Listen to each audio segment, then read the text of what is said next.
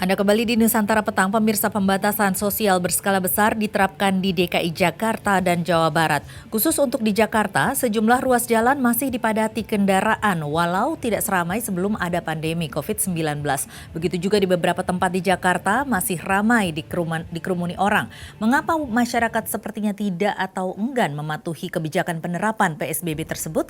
Untuk membahas hal ini sudah bersama kita pengamat kebijakan publik Agus Pambagio. Selamat sore, Mas Agus. Sore.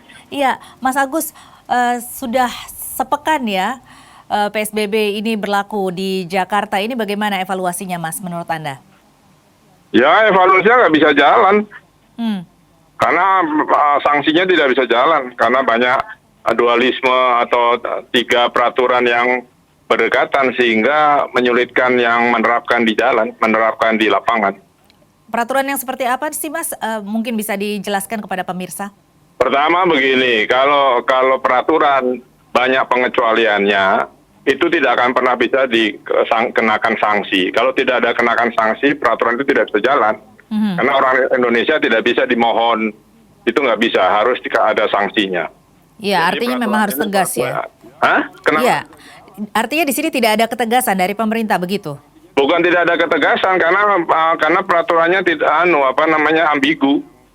Antara peraturan Menteri Kesehatan nomor 9 2020, peraturan Menteri Perhubungan nomor 18 2020, dan surat edaran Menteri Perindustrian nomor 4 tahun 2020. Apa penyebabnya menurut Anda hal ini terjadi? Ini bisa diterapkan kalau perusahaan-perusahaan belum tutup. Industri. Nah, halo? terus bagaimana? Orang akan berdesak-desakan di kereta, berdesak-desakan di angkutan umum, nanti berdesak-desakan di warung, dan seterusnya. Kan kalau kemudian ojek dibilang boleh bawa penumpang, gimana? Katanya harus ada jaraknya, harus didesinfektan motornya. Siapa yang mau desinfektan? Memangnya pada duit untuk desinfektan?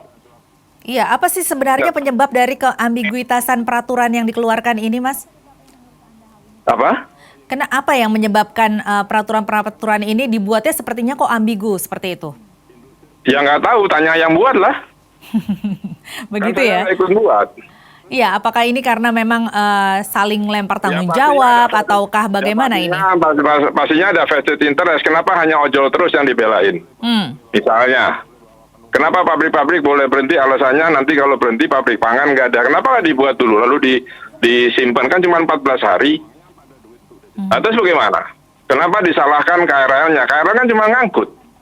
Ya. Makanya penuh. Ya kan? Sekarang mau dilarang KRL. Nah, harus ada kesepakatan dari wilayah-wilayah yang dilalui KRL kan? Jadi tidak akan bisa jalan ketika peraturannya sendiri nggak jelas. Jadi ini seharusnya memang lebih dijelaskan, mungkin apakah seharusnya kita memang harus melakukan karantina wilayah atau lockdown begitu, atau bagaimana ini? Ya, aturannya direvisi, mau rubah-rubah lagi, sudah PSBB sudah capek. Semua publik sudah capek, sudah terlambat menanganinya, kemudian istilahnya ada lockdown tadi Anda bilang, ada karantina, ada distancing atau social distancing, kemudian PSBB, nanti apa lagi? Saya dari awal adalah penganut karantina, karena totally lalu dibersihkan. Kalau sekarang ya sudah, aturannya udah gitu, bisa jalan nggak? Saya ragu. Makanya saya katakan di press release saya hari ini, sudahlah nggak usah diatur, lepas saja. Kasihan yang aparat di lapangan. Gitu ya, Mas ya. Jadi ini bagaimana solusi yang Anda sarankan? Ini apakah kemudian menunggu sampai 14 hari atau kemudian pemerintah harus melakukan evaluasi ulang begitu? Ya sudah terlalu lama, ya terserah pemerintah maunya kan seperti itu. Saya udah kasih tahu dari kapan-kapan kok, udah dari 2 bulan yang lalu. Kan jalan, nah sekarang kejadian, ya gimana, saya kan bukan regulator. Jadi sebenarnya di sini selain juga ambiguitas peraturan itu, apakah mungkin apa yang seharusnya pemerintah bisa lakukan selain melakukan revisi dari aturan itu tersebut? Karena ini kan sudah terlanjur ya, Mas, sudah berjalan selama sepekan. Ini apakah pemerintah kemudian harus melakukan sosialisasi yang lebih intensif lagi atau bagaimana? Ngapain sosialisasi, harinya sudah pendek kok. Makanya saya sudah agak putus asa, terserahlah saya bilang gitu. Karena ya udah tahu kita nih state of emergency, terus Kenapa, Mas? Misalnya ditemukan ada 200 industri masih berjalan padahal dia bukan esensial industri. Dari mana dia dapat izin? Kan dari Menteri Perindustrian. Kok bisa? Nah, itu dijawab sendiri. Kok bisa? Lalu kan bagaimana mau menerapkan hukum itu? Gubernur juga pusing mau. Saya bicara dengan Pak Gubernur pusing juga gitu loh. Jadi bagaimana? Jadi solusi apa yang Anda sarankan saat ini? Ya paling ya akan mundur lagi, saya nggak tahu dampaknya kan. Ya, saya bilang segera adjust lagi aja itu aturannya. Sepertinya hubungan kami dengan Agus Pambagio, pengamat kebijakan publik terputus.